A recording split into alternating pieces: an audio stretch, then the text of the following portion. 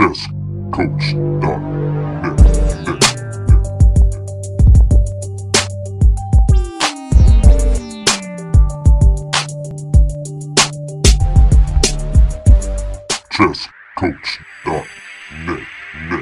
Hey, hello again. This is Frank Johnson, founder of chesscoach.net.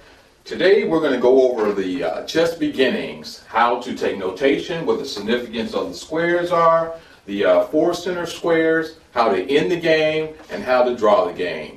But before we do that, let's have a special shout out to Cohen Elementary in Chicago, Illinois. Hello, I am Muhammad. Okay, everybody knows that when you set your board up, you always set the white pieces up on the side of the board where the 1 is at the bottom. You will always have a white square in the right-hand corner on either side of the board, regardless of the color of your board. If it's a red and black board, white and green, yellow and beige, whatever, you're always going to have a light color square in the right-hand corner. The second thing that you will need to know when you set up your board is, where do you put your queen? The queen is always on the color of her square. So if you have a light colored queen, she's on a light colored square. If you have a dark colored queen, she's on a dark colored square. The next most significant thing is, where are the knights? The knights are shaped like horses, and they live on the second squares. The rooks are starting in the corner. Everybody knows what the rook looks like. And finally, the bishop is next to the next to the knights. The bishop is next to the knights, then you have your queen and your king. The king is always on the opposite color of the queen. Setting up your pawns, you're going to have 8 pawns, and we already know that they move forward 1 or 2 squares only on the first move. And your objective in the beginning of the game is to get control over these 4 center squares. These are your most important squares in the beginning of the game, and most chess openings or strategies speak to controlling these 4 center squares. If you control those 4 center squares, you can dictate how your opponent attacks you. If he's going to come from this side, or if he's going to come from this side. If you control the center of the squares, he's rarely going to come to you in the middle of the board. Those are very important concepts. Another important concept that you may want to be aware of is, what is the weakest square on the board? Each side has one square that is very weak. On the white side of the board, that square is the F2 square. You look at your F, and your second row is your 2. This is the weakest square on the white side of the board. That square is weak because that's the only square that's protected by the king only. Same thing on the black side of the board. The F7 square is the weakest square on the board. It would be advantageous for you to attack that square in the beginning of the game. So if you're playing with the white pieces, you do not want to move this pawn out too early, because already you've created an angle of attack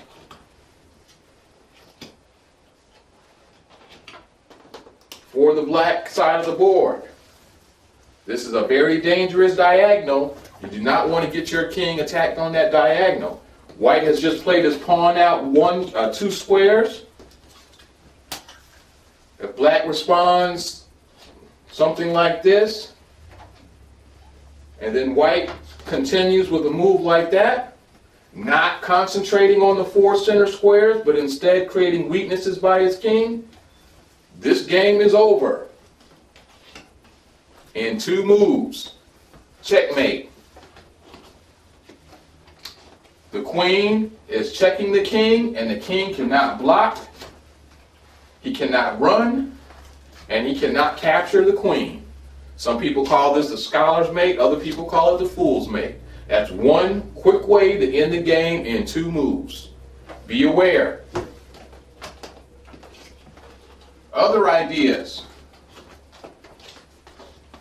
Getting your king safe is something that you want to do very quickly. Regardless of what strategy or opening that you want to use, you want to go ahead and put something in the center of the board. I recommend moving your pawn forward 2 squares. We call it king's pawn opening. Why is it called a king's pawn opening? Because you move the pawn that's in front of your king. Each side of the board has a designation. Everything in front of the king and to the right is called the king's side of the board, all the way down. Everything on this side of the board is the king's side. Everything on this side of the board is the queen's side. Pay attention to that. Sometimes you'll see in the books, they'll say that the player castled to the king's side of the board, which means he got his king safe on his side of the board. You can also castle to the queen's side of the board, which also may be advantageous to you. So let's take a look at this opening. White chose to move his king's pawn 2 squares, e2 to e4. Black may respond with a number of moves. Let's just pretend that he challenged the center just like white did. White attacked a center square, which we've already talked about. 2 squares being attacked. Black challenged the same squares in the center. He attacked this square and is maintaining this square. So we basically have an equal position. The next recommended move is to develop your pieces towards the center. We talk about this all the time, the ABCs of chess. Activate your pieces, be safe with your king, and centralize your pieces. Right now we're acting on centralizing your pieces. We develop the knight towards the center in preparation for getting the king safe. We're also attacking this pawn, which is undefended. If black chooses to make a move that doesn't respond to this move, we will be able to take this pawn off the board. But instead, black does respond by defending the pawn in the center of the board and also developing his piece.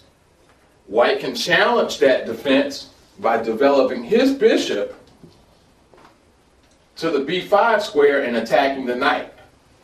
Also simultaneously preparing to get his king safe. The name of this opening is called the Spanish, or the Ruy Lopez.